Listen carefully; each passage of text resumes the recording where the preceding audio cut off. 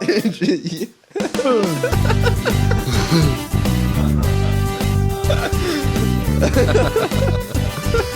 aftermath. We have survived the aftermath. Hello? Is anyone there? Mayday, mayday, come in. Oh, Welcome to season 3. that was just awful last week, Tom. We basically started a brand new season that had one episode for all of future listeners that were there for that momentous season that lasted one damn installment. They weren't even there for it. It got cut out. We had to remove half the podcast. This is the post-apocalypse of podcasts. We had to start a completely new season. Yeah, season Our 3, old Redemption. sponsor Cheesy Flops dropped us because of this segment, and as a result, we are in the aftermath of one of the most cataclysmic events of our entire life, and as such, we are dressed for the occasion. I have a saucepan on my head because it's kind of like a Mad Maxy kind of theme. To celebrate the movie coming out is also part of that. I guess you can chuck that in, maybe. It's mostly to do with the fact that we just had to get a completely new sponsor for this podcast.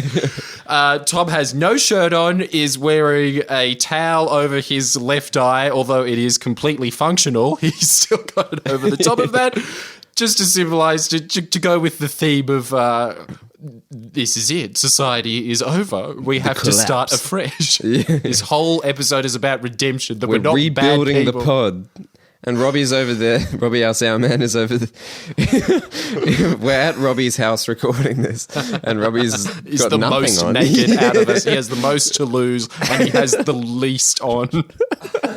He is just in his underwear and gnome socks. and gnome Little socks. socks with little For gnomes some on them. reason, his clothes, which I'd imagine would be Blue made out of a on much blue. hardier material than both underpants and socks, but both of those were burnt off in the apocalypse, and the weakest parts of clothing remain intact fully.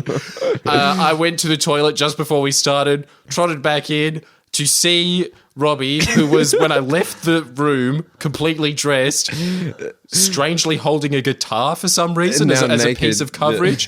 He thought his dad was walking in, so he made this very weak tremoring no and ran away from the door. It's such a bizarre moment to walk in and see a naked man run away screaming And we with a thought- musical instrument, and then walking in, and then Tom is really shyly putting on a shirt very fast. If I was his dad, I would have a lot of questions. It would have been just so inexplicable. Like, it's just because it's not even having no clothes on doesn't even work to the theme of this. It's just I couldn't explain it. It would just man. All right, so today. So welcome. Yeah. Feel free to take off any item of clothing you want, but to join in. we've got to get on with the show. We can't talk about what we're wearing this whole time. It's not a damn fashion parade. Yeah, so this Especially season we're going since to you be. can't see it, but trust us, just by our laughter, We're aware of we are that. very naked. So this season we're going to be a lot more conservative. I think last season we learned our lesson, definitely. Hence why I'm not wearing any pants. Yeah, we started season 2. It was going to be wild, but this season, we're definitely going to turn things back. So to do that, with our Goosebumps segment, for instance, we're no longer going to be reading the book, but now Robbie is going to be running a book club for us where... Because it's a pod and we're rebuilding it from the top. This is all about redemption. We realise from a couple of very negative comments that they don't like Goosebumps being a traditional book. They liked it better when they had a choose your own adventure Goosebumps book. And we totally agree. But we're not going to do that. Yeah, but we're rebuilding. You don't understand. This is the third season. Yeah, we're starting from trying the something top. new. Yeah. If you could rebuild society from the very ground up, would you go back to Goosebumps with the choice? I'm imagining most of our audience would say yes. Yeah, so we're not our audience, are we? and I guess let's leave the other segments as a surprise. But yeah, All right. So to jump into it, I thought so we thought firstly we'd talk about why we had to remove the thing last week. We can't say what it was, but just talk about just what's wrong with what we said and why we This is going Trying to to be explain a it. real... You're kind of touching my nipple. I I don't know why Tom is caressing his nipple while talking about what he was saying was, I guess I can see the connection now. Yes, it was a taboo topic. Yeah. It's just going to be so Tom hard as such is touching himself in a very taboo manner. Yeah, trying to like tiptoe around what it actually was is going to be such a difficulty that I didn't foresee. Okay, so you were caressing your nipples out of fear. Yeah, kind of this like maternal like... Hoping that he could lactate because he needs milk. He's that scared at the moment. He has turned fetal. All right, well, what did you think about the topic last week? Or like what's your kind of insight on it, Jordan? My spin on what I said, basically I completely agree with the previous sponsor that we had dumping us over that. I think that was that was completely reasonable in a logical sense, but my emotions say, screw cheesy flops. You cheap, weak-stomached little gnomes.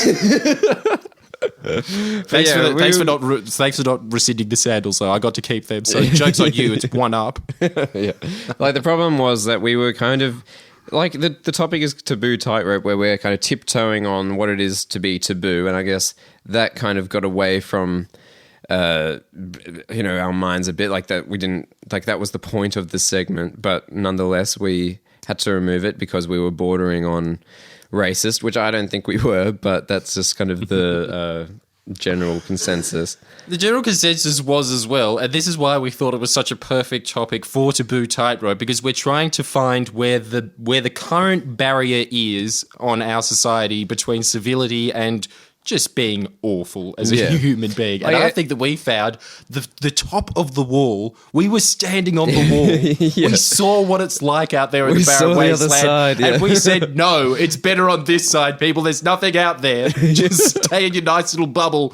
But we were the Christopher Columbuses in a very verbal sense. We didn't do anything physical at all. Yeah, like an example would be, for instance, people love to... laugh about certain stereotypes. So, for instance, laughing at like the Irish for loving it, like beer, wouldn't be a racist enough thing for me to say for us to have this for cheesy flops to run off, right?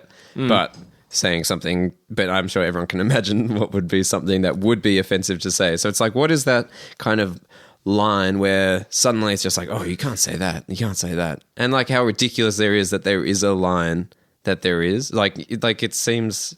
Such hypocrisy, but not in our new world. Yes. In the new world, you can say whatever you want, but at the same time, there is still the old world winces of, ooh, that's a bit much, isn't it? Yeah. But, go nuts. Just, I suppose it's exactly the same as the old world, really. You can say whatever you like, but people will feel uncomfortable for you saying certain things. Yeah. So that part has not changed at all in this brand new world. But rest assured, it is new. Less clothes. So to bring that in... It's basically the post-apocalypse is a lot sexier than what you thought. Yeah, so to introduce this sexy new world, the Bring topic on the collapse. Will be... So we're talking about Hitler... And when will he be considered awesome?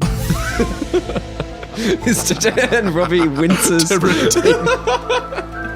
To redeem ourselves from the last topic taboo, which was deemed too far over the line because it was borderline Nazism, we have decided to rein that back by talking about the leader of Nazism and when he will be accepted in his rightful place in history as the greatest human being to have ever existed.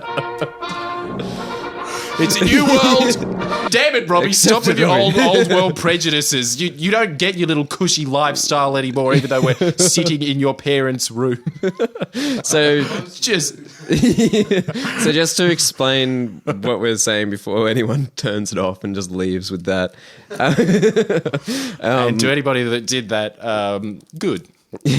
So Jordan's idea, what he thinks, what we don't, but no, what Jordan is suggesting is, will there be a time in the future, or when will the time be in the future that, for instance, what we're thinking is like Genghis Khan, he did terrible, terrible things, arguably much worse things than Hitler, and he is now featuring in Night in the Museum too. Like, it's such a thing where he's now like a lovable character that people like. He's still seen as like a terrible figure in history, but he's not. Does anyone seen in the feel same... that he was a terrible Yeah, human exactly. being? Yeah. Every time I think about Genghis Khan, I feel like if I hugged him, he'd kind of just glance nervously around, that he wouldn't slice my head off. Yeah, But he probably would.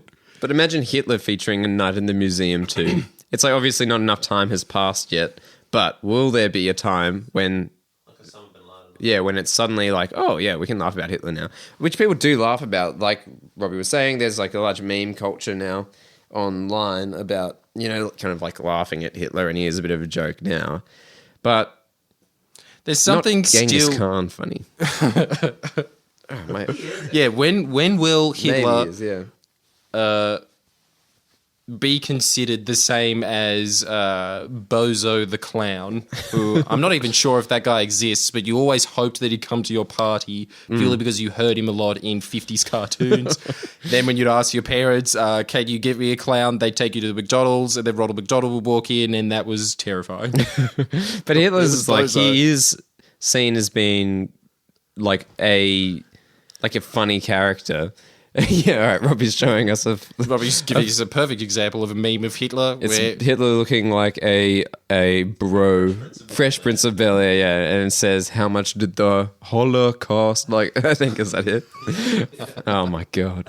Yeah, like it's obviously very I think we've insensitive. answered Yeah. our own question, actually. Yeah, Hitler. Okay, Hitler at the moment is hilarious, but when will he be seen as an incredible human being, as opposed to the biggest villain of all history? So we're thinking like hundreds upon like thousands of years in the future. The idea is that all the bad things that are associated with Hitler, which is undoubtedly he is a terrible human being, but but there's a thing of like once he becomes anything about the apocalypse. We learned nothing. But is it like once he's become To repeat like our own mistakes. memeified and he suddenly is like a joke, people start to not sympathize with him, but it's like Genghis Khan. Like you kind of just see him as like, oh, well, yeah, like, but that was ages ago. And then put on top of that, if we were to find, for instance, Jordan was saying that the Nazis invented... It's always Jordan. Jordan said, yeah. And it is. It is always me. Yeah, that the Nazis invented, for instance, rocket technology or like a lot of medical breakthroughs through very inhumane and unethical means. Practices. But nonetheless, in like 10,000, 100,000 years, say we have to abandon Earth for some reason, and thank God we have rocket technology because we can leave. Like it's that kind of thing, and then everyone looks back and they're like, oh, who invented the rocket? And they'd be like, oh, the Nazis did. Exactly. And then they'd be like, were they bad? And they'd be like, I don't know, was Genghis Khan bad? Who knows? They invented the rockets. Let's go.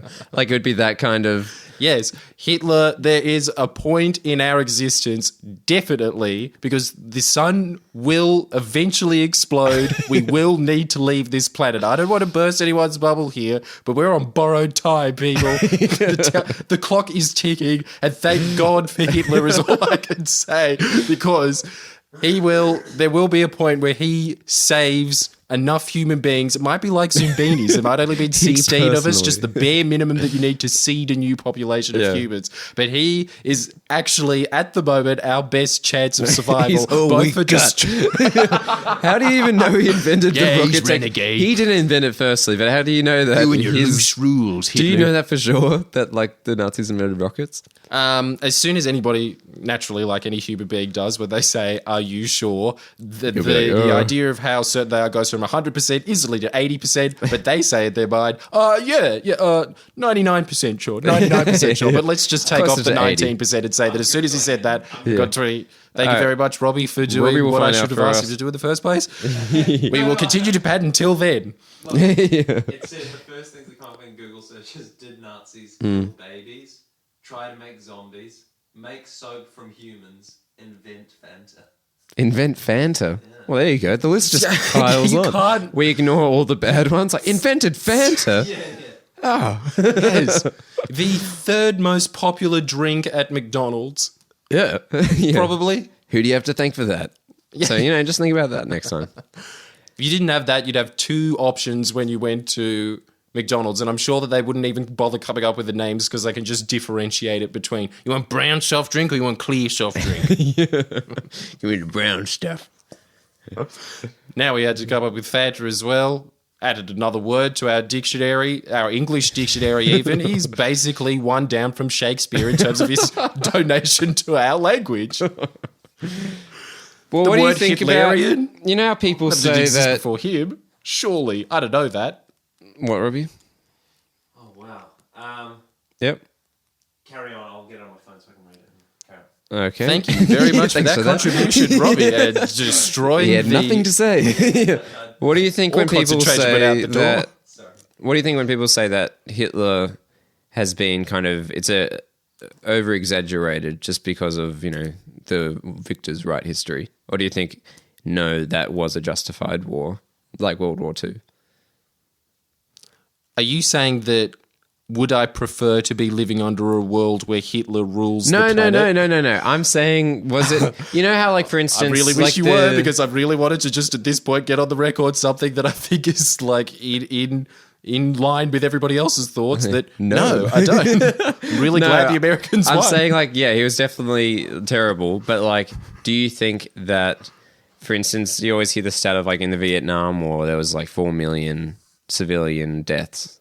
Like, but that one, you never hear that as much. Like, it's always focused on the 6 million, like, Jewish deaths. And then, like, you know, there's all these other, you know, like, who was it? Mao? Was Mao the worst? Mao killed 60 million. Stalin killed 20 million. I think Hitler was responsible for 14 million. If you exclude the carnage of World War II, so it's which just he a was funny responsible little for as well. thing where, like, they all are terrible.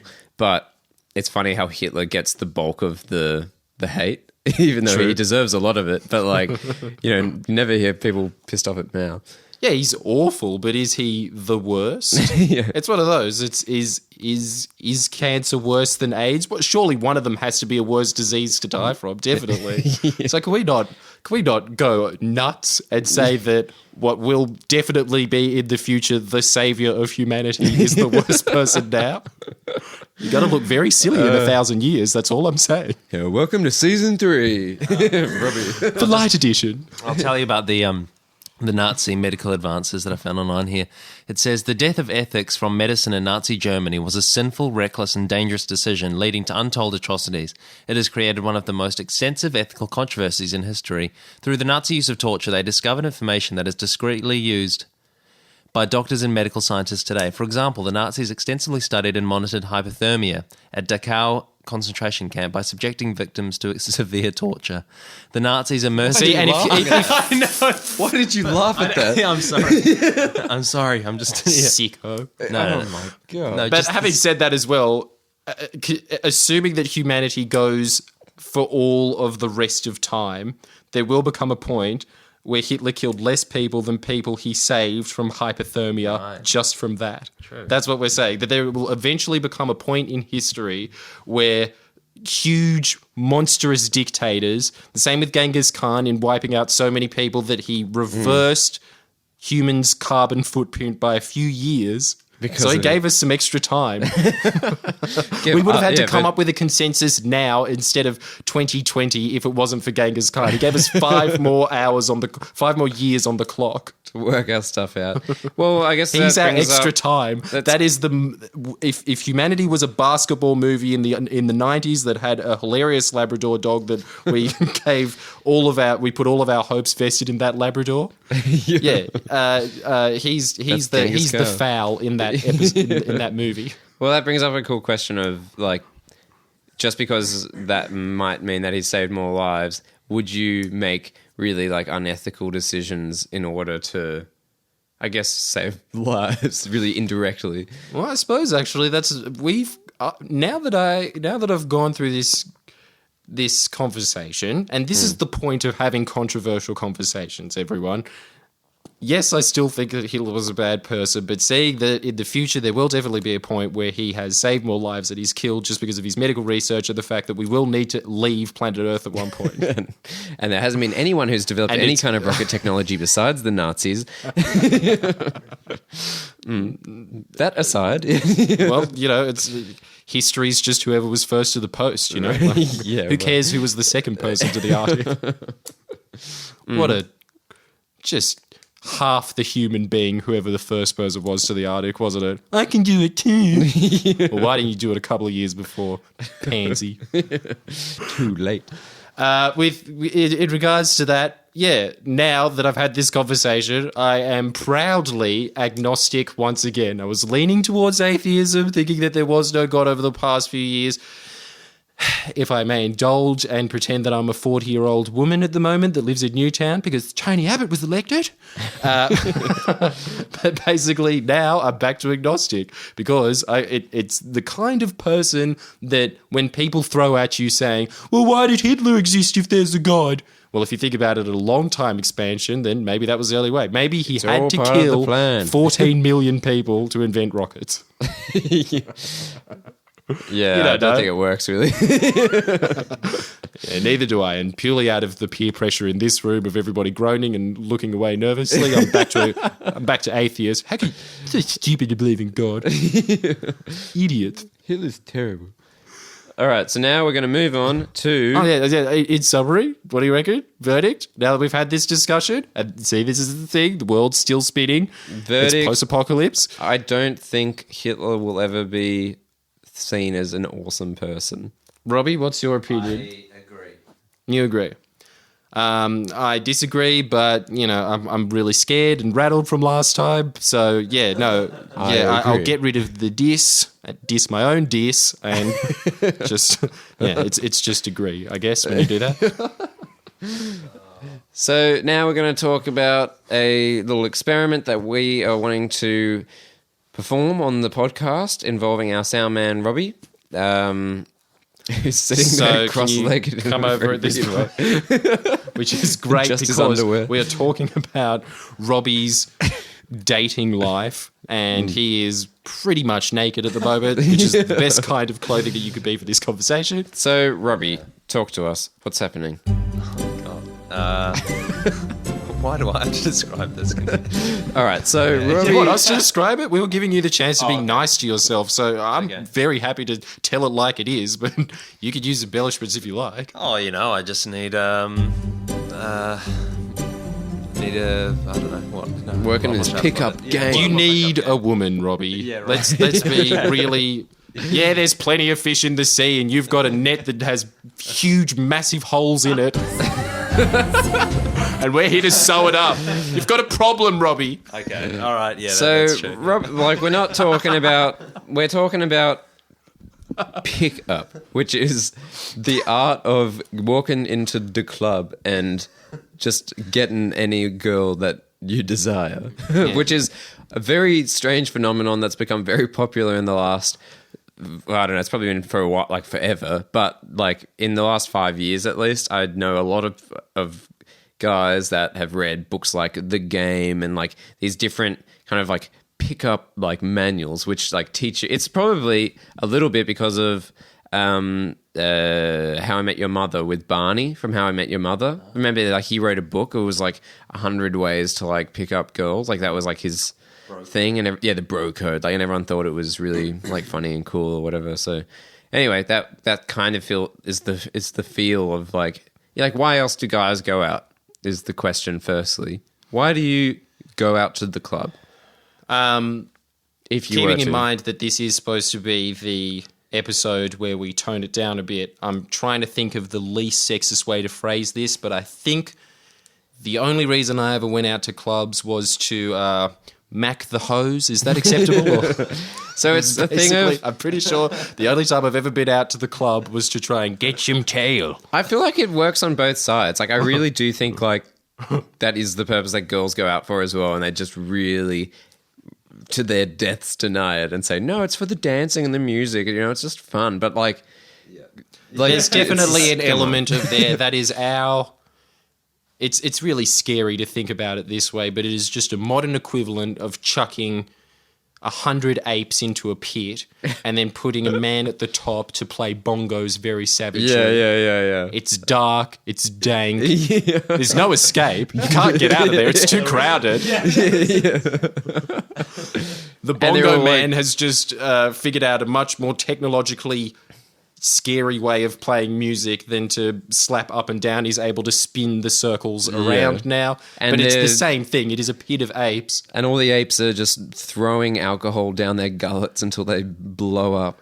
And like just so they can mask their own like fears and just like make it easier to get on, because their whole it shuts down every other part of their brain. So all they're thinking is either I'm hungry or oh, that's a nice bit of tail there, isn't it? As we all know, the reptilian brain has a Cockney accent. I could very much imagine most snakes and lizards talking in that way. Don't you think? They are the shine your shoes, governor of the natural world.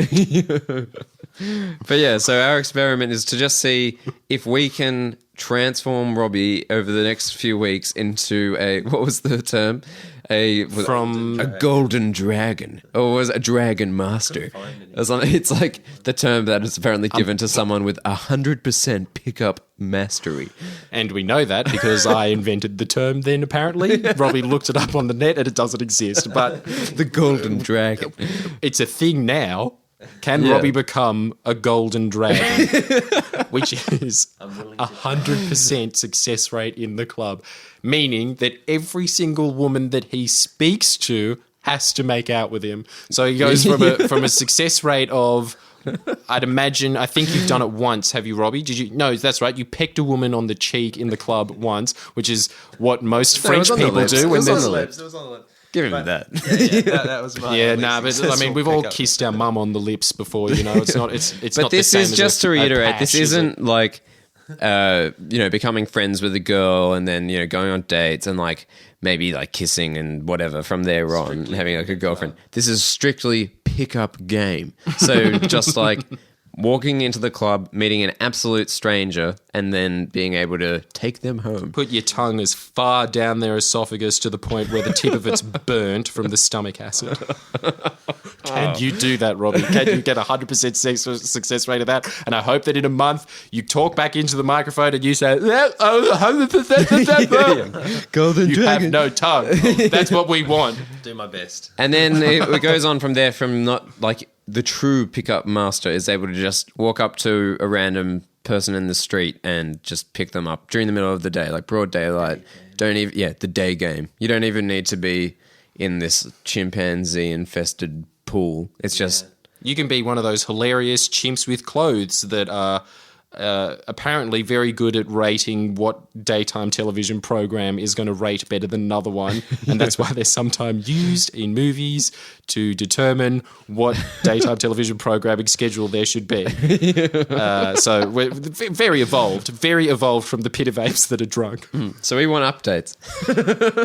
So at the moment, Robbie, just let's be very honest about this. yes. Tell everybody where you are, how you're feeling about all this. Yeah, even where are you on like a 1 to 10 of your pickup mastery? If you're in the club, like what's your guess of your success rate if you were to walk up to a random girl and just try and woo her with Mac. your turn of phrase? Right. Currently, I'd say it's, like probably a 3. Right. Like I reckon.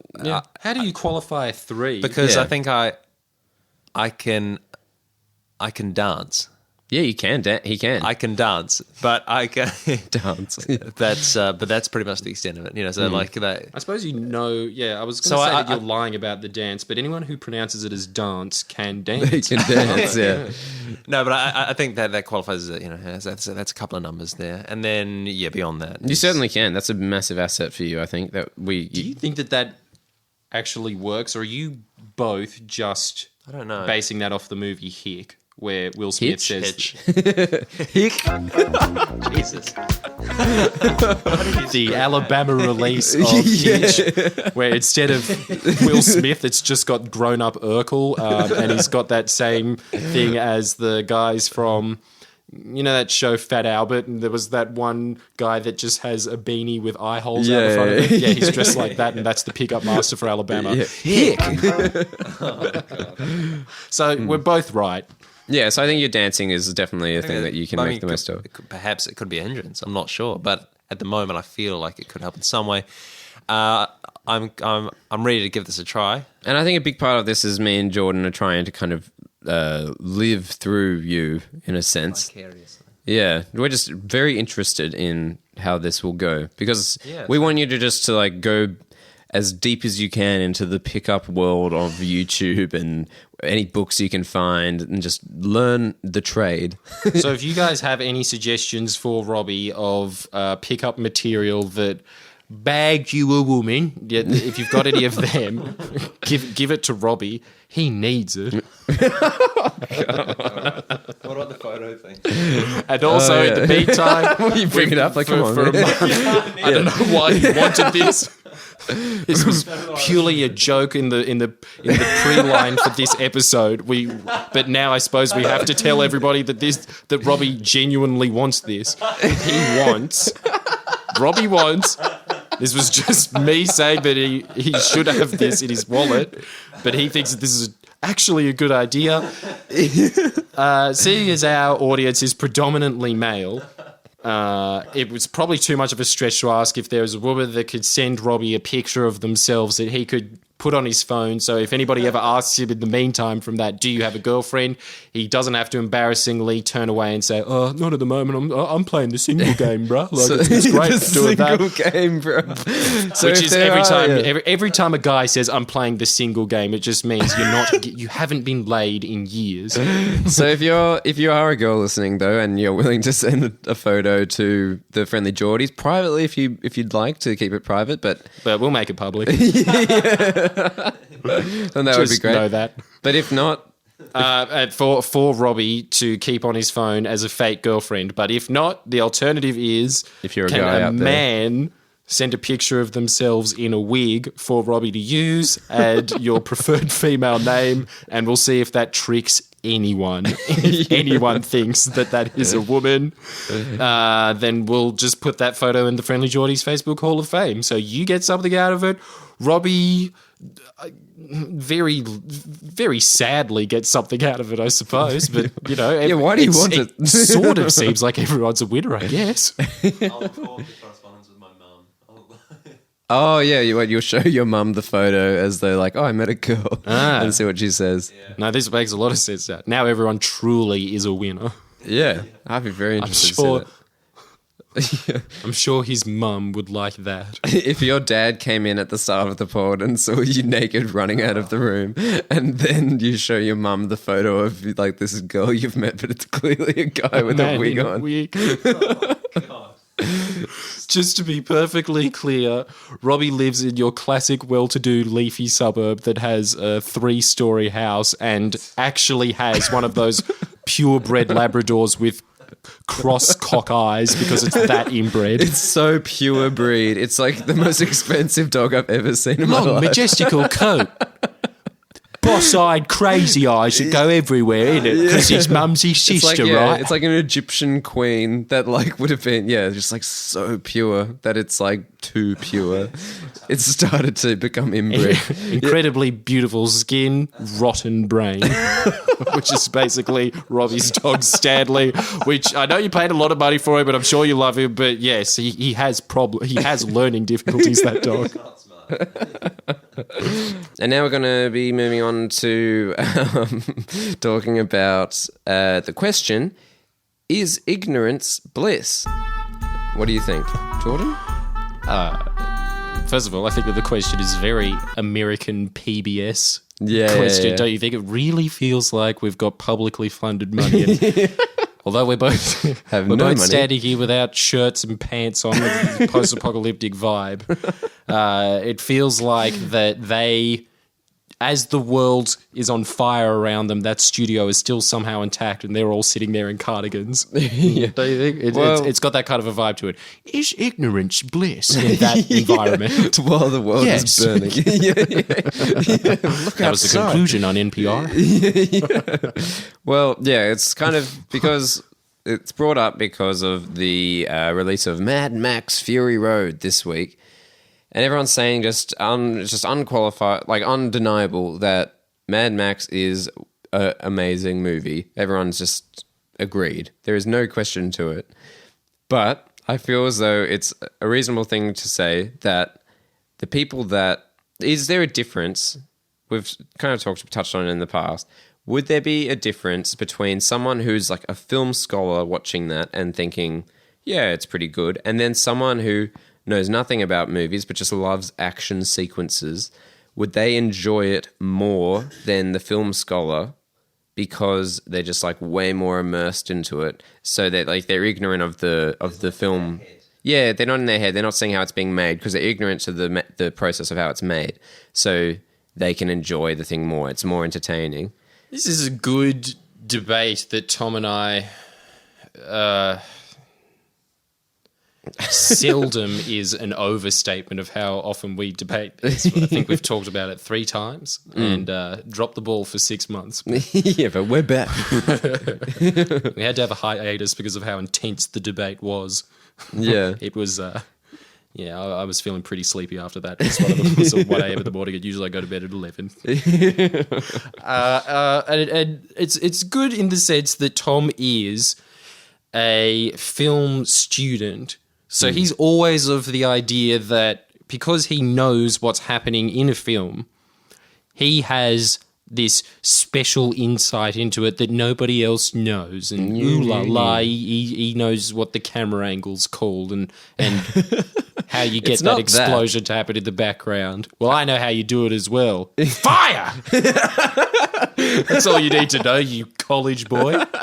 No, all right, take this example, for instance. Take music is probably a better example. Because there's people that are just like a big, say, classical music fans or opera music fans. People that don't, it seems to be someone who loves opera by default can't love Britney because opera just seems to be too much above Britney. Or if they do love Britney Spears, they always have to sarcastically say, ironic yeah, way. Britney's the best. But they don't have the same joy or passion behind their words that a now 24-year-old woman has when they go, yes, I love to did it again. Yeah. Quivering kind of that, with joy. It's- When was the last time you saw someone who studies opera quivering? Yeah. Well, that's the difference that you're trying to make. Is like that's the argument you're trying to make, is that the 12-year-old boy that goes and sees The Rock in Doom 3, in Doom, where The Rock just like pummels some alien to death and just like swears at it. It's just like such an awesome moment, and you're just like, yeah, let's go to The Rock. But then if you watch it now, you hate the movie and you're just like, this is terrible. What's an example of a movie you've seen now that you're so much more enlightened than the rest of us, Tom, you snob? What is an example of a movie that you used to think was great, and now that you know better from like your back studies? in my 12-year-old Doom days, I would have watched like Citizen Kane or something like that and found it really boring. But now when I watch it, I'm like, oh man, like this is actually like an amazing movie. And it's that Citizen Kane may objectively be a vastly superior film technically and in every other way to Doom, but is the 12-year-old me who loves Doom actually enjoying it more than the now 22-year-old me watching Citizen Kane? And I would say yes. And I would say no. How could you not say no, though? When we were just picking up burgers and chips for lunch, we had in the car a 12-year-old girl. Sorry, my mistake. I don't know how old your 10 years old, sister is there, Robbie, but yeah, she's double digits. Whatever, the kid's going to be 12 one day. She was clearly having much more fun in the conversation than we were when we were basically making fun of her in a sarcastic manner, but it had just clicked to her. For one of the first times. Remember how Robbie was honking at some girl that was coming out of his car and he didn't know who it was. And then we all started giggling sort of a little bit, and then she lost it going, she doesn't even know us, why did she wave? And then very meanly, now that I think about it, we should know better at this age. We are twice her age. Yeah. But we are still sitting there. You can try and make yourself sound like a good person now that we're in the ears of the public. But you started it. You started being mean to him, and I joined in being your classic little, yeah, what he said. You better give him his lunch money, Kippy. Do you mean being mean to the person that we were honking at? not honking at, how she was laughing, going, she didn't know, but she waved. And then you sarcastically going, so amazing. How did you know? I wasn't being I was genuinely laughing. You. Why were you being mean to Daisy? Robbie is in his underwear, looking 100% dejected because he just found out that one of his friends is bullying his sister.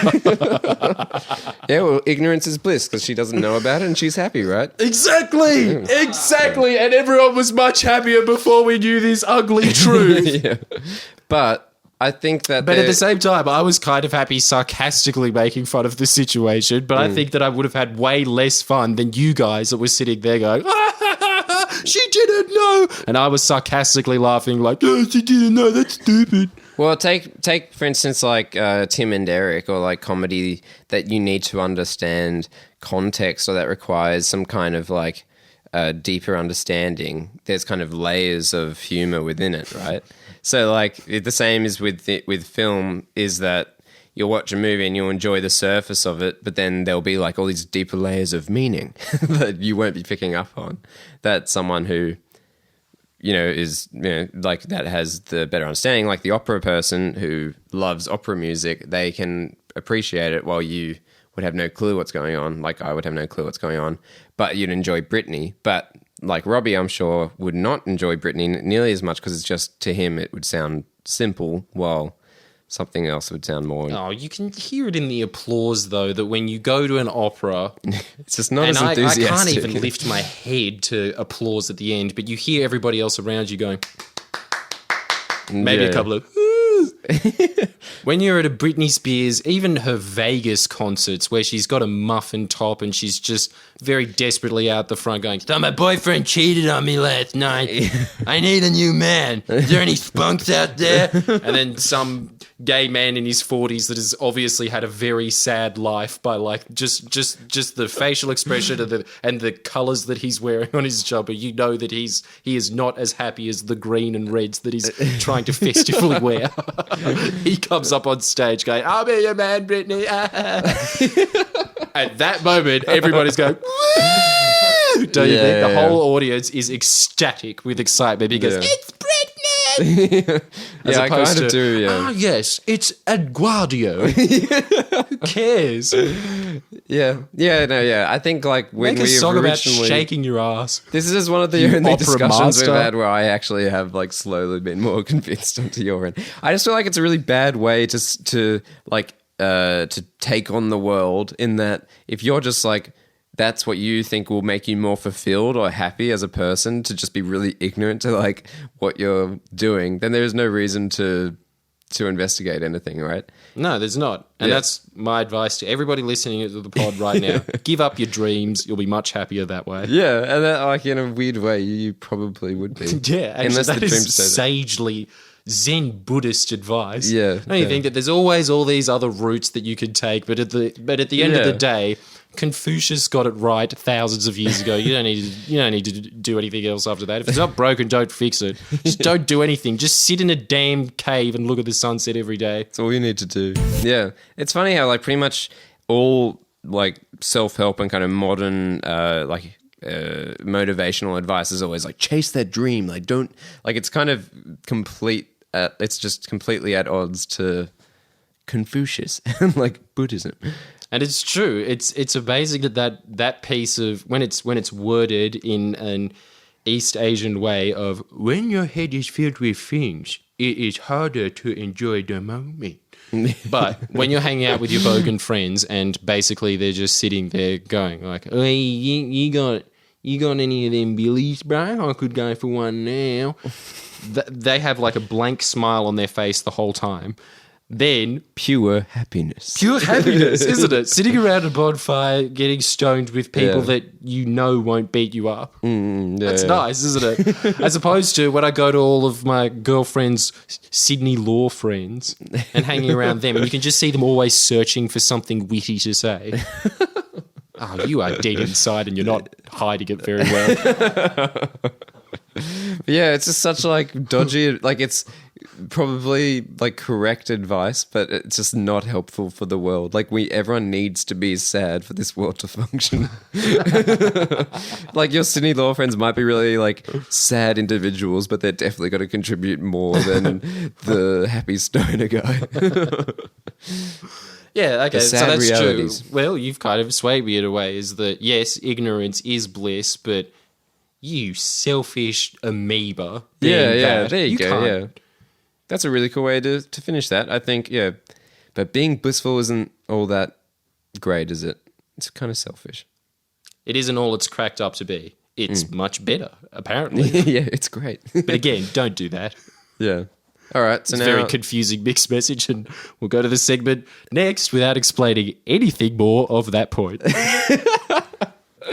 all right. So now we're going to be going to the Goosebumps Book Club section, which is not brought to us by Cheesy Flops anymore, but by no one for this episode because we're sponsorless, baby.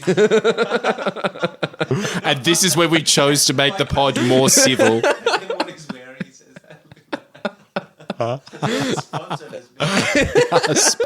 We are sponsorless and naked. I have no pants on. We'll drop pants for food. If you want to sponsor us, now's the time.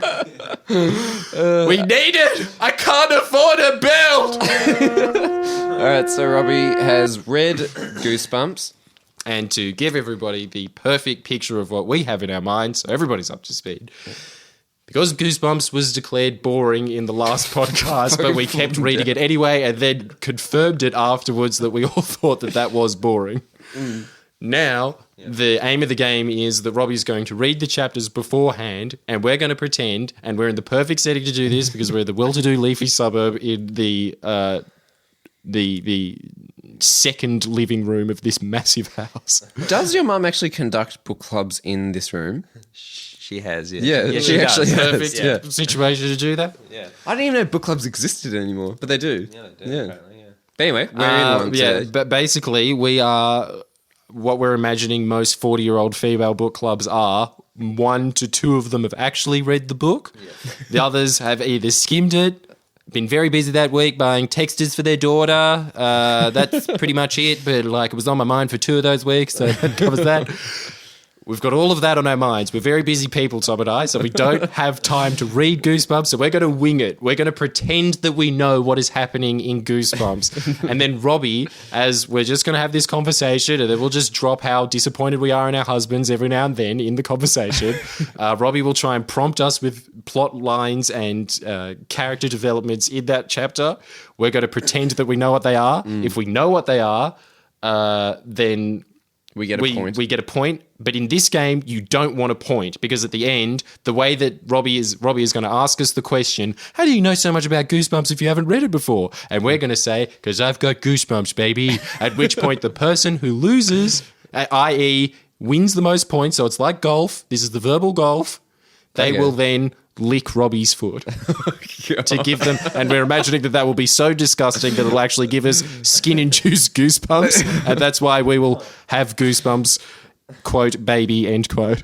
Please pull your underwear down a tiny bit. I say put it back up. I Robbie's like to, pulled his Robbie, underwear for some up above, strange reason. belly button. Oh, God. I don't know why he has such an 80-year-old habit. And his dad has entered the building, and Robbie is running to the door nervously, Closing the blind, which makes it so much more dodgy. There is no way that he is not suspicious of that. He was driving up the driveway and saw his brother, his son, Running with no in clothes, running towards the door. Let's just get us over with. If he opens the door as one of us is licking your foot while you're wearing underwear. God. Or if Jordan's wearing a saucepan on his head and I have a towel wrapped around my face. I can't come back from this. I think that it's just official at this point. This podcast is a cult. Welcome we to made this bizarre religious ritual, you underlings. Can you lock the door? Oh, it is, yeah. Okay. Oh, well, then we're fine. All right, All Robbie. right. So, Robbie, explain to us the he's putting a barricade against the door in case someone tries to get in. And here we were worried that this wasn't going to be post-apocalypse-y enough this episode, to try to think of ways to intertwine the theme of apocalypse into this episode. Robbie has now barred us inside a room. God. All right, so yeah. So have we all read the book? Yeah, we're all. I mean, what did you guys? I mean, did you enjoy that chapter, or what did you guys think? Can we just quickly recap on what happened last week? I was so enthralled on this week's one that I just forgot. Yeah. Well, I mean, so last week they were in the basement, right, and they found a couple of scary things, a few moving plants, and that. On coming back up from the basement, one of the boys had in fact left his T-shirt down in the basement. And that was a revelation. Oh, because Dad might find it. Dad might find it. And as we're in this That's last chapter. right. Yeah. Yes. That's right. And so... Sorry, it's all coming back to me. I've just read so many books this month. Yeah, and this last chapter was felt like it just lasted forever. So I just... Right. It's too long ago. I can't yes. So... So this week they've obviously needed to go back into the basement To get the shirt back, of course. Get the shirt back because otherwise the dad's going to. Which they did. They got the nervous. shirt back. I They're remember. gonna be- he's coming back. If you recall, remember he's coming back. Yeah, up the Dad's just driveway. coming. Yeah, he came in. He came he's into coming the in. house. Yeah, so trying to. I don't know how to do this. I don't. Honestly, Just explain what Are you having marital problems, Robbie? What do you mean you can't do this? Why can't you do this anymore? he's so secretive Do you mean now. the book club, Robbie? He keeps so many secrets. We don't text anymore. We don't text. I rarely see him. I can't do this. I just can't do this book club. Who brought the rosé? Who brought? Yeah, what is our version of rosé? Robbie, I've got a mug of tea that you brought in for me, and it's got a few droplets in it left. You just drink that, and then you get loose about this chapter and tell us all what happened. Okay. We'll talk about your marriage later. The dad, as you'll recall, is coming up the driveway. There's a very tense situation. One of them goes down, doesn't Are he? you just reciting what happened 5 minutes ago on this pod? Just one second. This is amazing. We actually lived this. We lived I know. this I'm just chapter. I'm just trying to. Oh my god! Yeah, you're right. Actually. All right, here you go. Perfect. So you know how one of the characters went down back into the basement. Remember that? Yeah. Or how did that make you feel? That bit. Yeah, that was Well, pretty yeah, scary. just because now that we've experienced it in real life, it made me relate to the characters on a whole new, different level. I feel like I am that guy now. Because Dad was arriving at home and they were running downstairs to go get the shirt back, but he was like approaching the door, right? That kind of thing. Right. That happened, didn't it? It did, yeah. Yeah, did it? Yeah, no, I remember exactly that happening as well, perfectly. Right. Yeah, it all flooded back when you said, yeah, that's what happened. And do you Then I remembered, yes. and I can't do this. I just and then do you remember what happens next? I mean, can you guys I can't quite recall. I've just been so busy with the HSC. Your son, your daughter. Little John. Yeah, I think it was something about the dad walking through the door and they think that it's him, but it's not. It's actually Mike Tyson from the 90s, and then they're even more scared because they're 10-year-olds, and then he knocks both of them out. Yeah, that's right. That yeah, I remember that too. Right. Is that what happened, or is that? It's not. I think you both crossed it with got- a different Oh, no, yes, book. that's That's right. Yes. All right. Yeah, Mike because I also Tyson's read Angels autobiography. and Demons this week, and I'm pretty sure that's what happened in that. All right, so you both got points now. Well, do you both have points? I don't know how we actually do Tom this. is actually winning. I've just realised a massive loophole in this game, which is that if you just make up Oh my things, God. you can win, Or if you say nothing, you can win. which is what happened. So basically, at this point, I feel like Jordan should lick the foot. yeah, I feel like I should probably lick the foot as All right, well. we'll leave it there, and I'll just tell you what happened. One of them was calling down to the character that went down in the basement, and they didn't respond, and the dad came in, and that was the end of it. It was a very short chapter. Oh, okay. But yes, that's all. Oh, well, I pretty much guessed it, Yeah, right? you did. Like you finished it. Yeah. Oh, sick. Probably could have read that and I wouldn't have had to lick his foot and everybody would have been happy in that situation. But now it's just minus one person being happy. There's less happiness in the world as a result of All that. right, so Robbie, remove the gnome sock. We're doing it right now. Yeah. Yes, we're doing it right now. When, This is when the would end we of the do it? podcast. When else would we do it? Live, baby. Yeah, how far in are we? Yeah, we're lick the foot, Jordan. Both of them. Both of them. And he has to lick the hinge in the middle. Like, put them together like a little bum. Yeah, like that. Didn't discuss that at all before. Was very under the impression when inventing this segment that we were just going to lick one of the feet, but now have to. Robbie's on his back and he's like lifting his legs into the air for Jordan to lick. In his underwear. What's your dad's name? What's your dad's name? Robbie's dad, we have an accident in here. It's terrible. You better come in. Jordan's holding both of Robbie's feet together and Robbie's trying to pull his legs back. Come in, get ready for the sandwich, Robbie. Just do it. Do it. Feel what it's like to be a burger. Are you ready? Just one of those delicious burgers that we had for lunch at Arby's Cafe. Look at. Now we're going.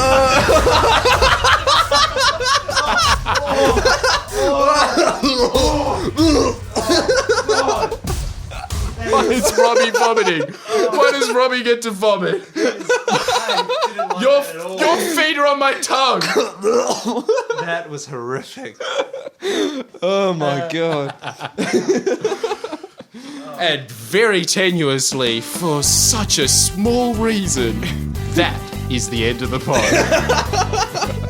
We hope to see you next week for another installment of Season 3, where it'll turn into Season 4, where we will undoubtedly tread on someone else's toes.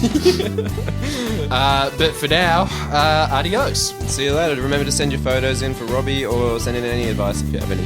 See ya. It's hard half an hour.